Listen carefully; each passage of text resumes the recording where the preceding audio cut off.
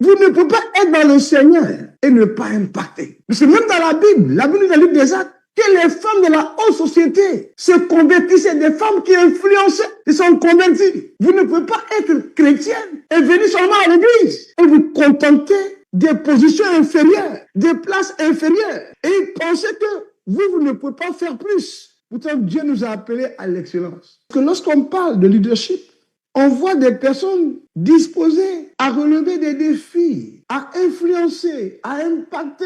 Et la Bible nous dit que votre progrès doit être évident.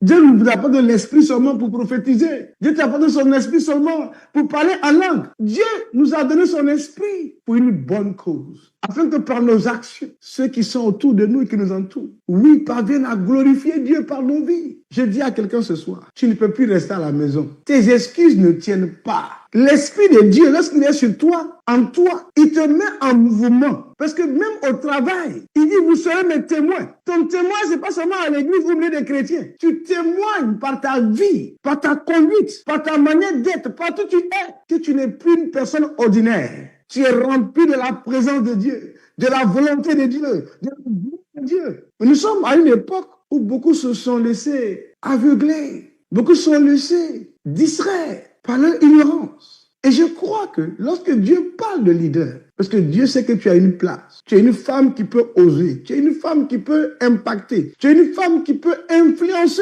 Et pour influencer, Dieu nous a donné son esprit, comme Daniel. Daniel a osé, Daniel a impacté, Daniel a influencé. Nous avons une femme dans la Bible comme Déborah. Nous avons assez de femmes dans la parole de Dieu qui ont influencé, qui ont osé relever un jour le défi, qui a impacté, qui a influencé.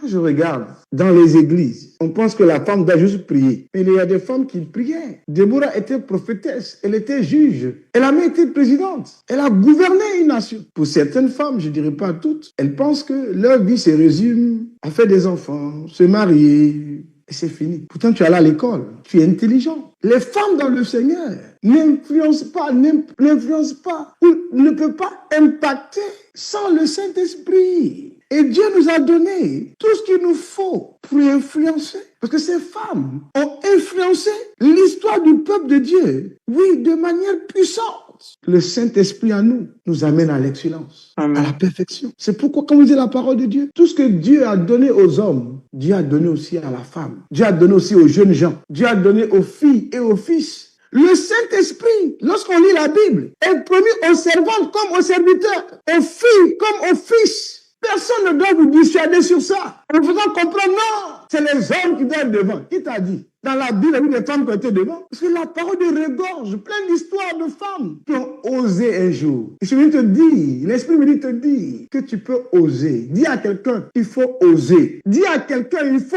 oser.